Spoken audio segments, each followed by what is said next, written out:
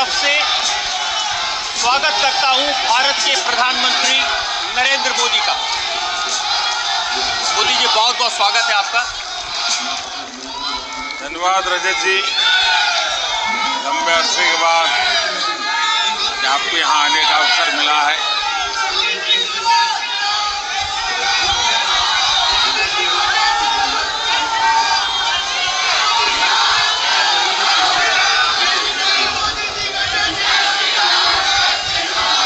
शांत हो जाइए।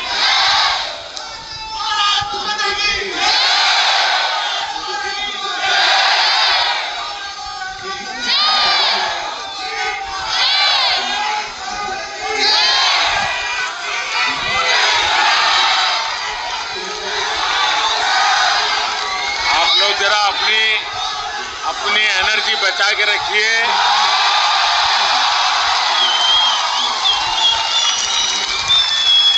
मोदी जी, जब आप सामने आते हैं तो जनता में इसी तरह का जोश दिखाई देता है, उत्सव का माहौल बन जाता है। और क्रिएटिविटी का उदाहरण देखिए, लिखा है बेईमानों के लिए मोदी जहर है, गद्दारों के लिए मोदी कहर है और देश में मोदी की लहर है। मैं स्वयं इतना दौड़ धूप में रहता हूँ, इन चीजों तरफ मेरा ध्यान बहुत कम होता है। इतना तो पक्का है कि देश का जो युवा है, उसका जो क्रिएटिव माइंड है, बहुत ही कम शब्दों में विश्वास भी प्रकट करता है। ये जनता के दिलों से निकली हुई आवाज है।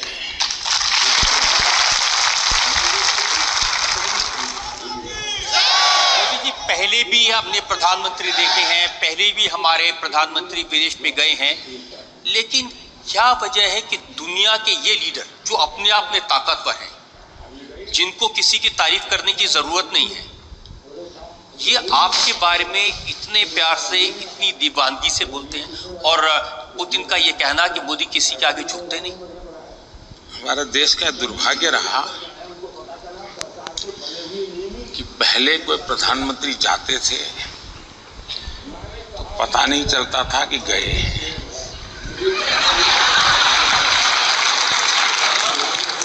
और वापस आते थे तब भी पता नहीं चलता था कि आ गए क्या।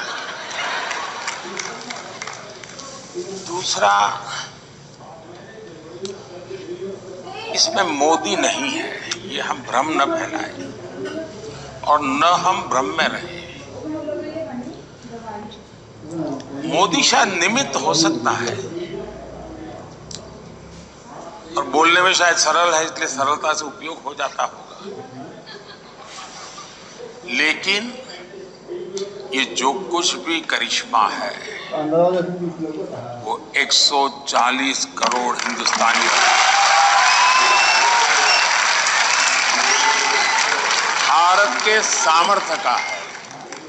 और मोदी ने 2013 में जब चुनाव की तैयारियां चल रही थी, भारतीय जनता पार्टी ने मुझे प्रधानमंत्री उम्मीदवार के रूप में घोषित कर दिया था, तो फिर मुझे लोग उसी रूप में Infinix Note 50s 5G Plus, India's slimmest phone with 144Hz 3D curved AMOLED display. Search on Flipkart. Shri Krishnayan देसी गौरक्षाशाला में ऐसे हजारों निराश्रित कठिन परिस्थितियों से बचाई गई गौवंश संरक्षित हैं, जिनका जीवन उनके ऊपर भार स्वरूप हो गया था। हम ऐसे ही गौवंशों के लिए कैसे अपनी बात को करेगा, ये दुनिया में कैसे अपनी बात ले जाएगा, दुनिया के साथ क्या करेगा।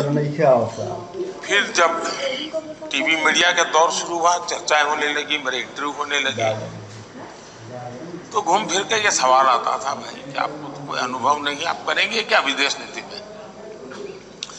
अब चुनाव हिंदुस्तान का था, लेकिन सबने इकोसिस्टम ने फोकस ग्लोबल बना दिया था, ताकि मोदी उसी में फंस जाएगा, यहाँ तो अच्छी तरह खेल लेगा।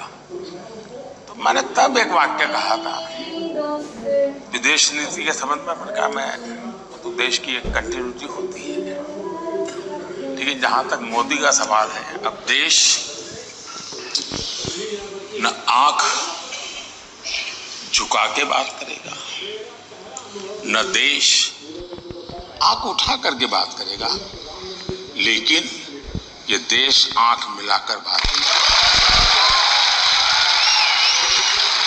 और मैं जब मुझे कोई इन्फेरिटी कॉम्प्लेक्स नहीं होता है कि मैं तो कभी चाय बेचता था, ये देश दुनिया के इतने बड़े आदमी हैं, ये चाय वाला क्या करेगा, जाके चाय परोसेगा और क्या करेगा।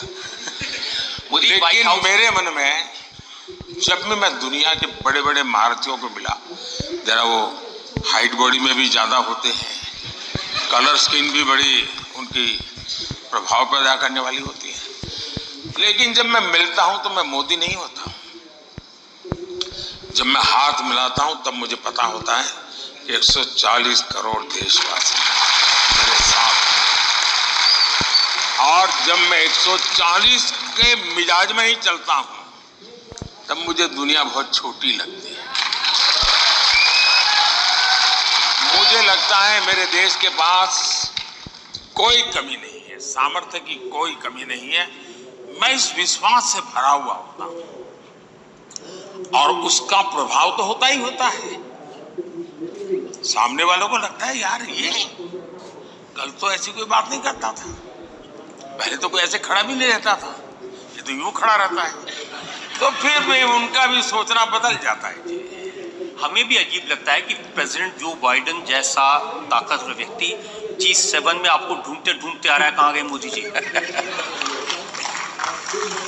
ये बात सही है कि मैंने व्यक्तिगत रूप से मेरे संबंध बहुत नजदीकी हैं, खुलेपन के हैं।